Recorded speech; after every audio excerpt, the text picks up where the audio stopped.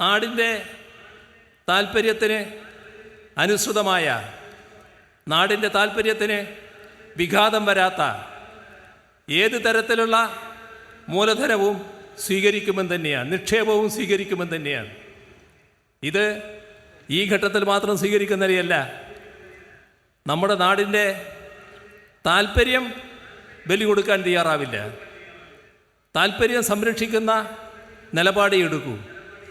നമ്മുടെ താൽപ്പര്യത്തിന് ഹാനികരമായ വ്യവസ്ഥകളോടുകൂടിയ ഒരു നിക്ഷേപവും സ്വീകരിക്കില്ല.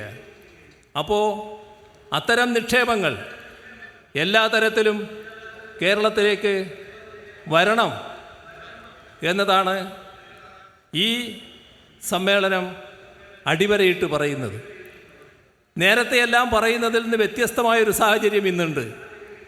നേരത്തെ ഇത്തരം കാര്യങ്ങൾ പറയുമ്പോൾ അതിനത്ര കണ്ട് അനുസൃതമായ ഭൗതിക സാഹചര്യം നമ്മുടെ കേരളത്തിലുണ്ടായിരുന്നില്ല.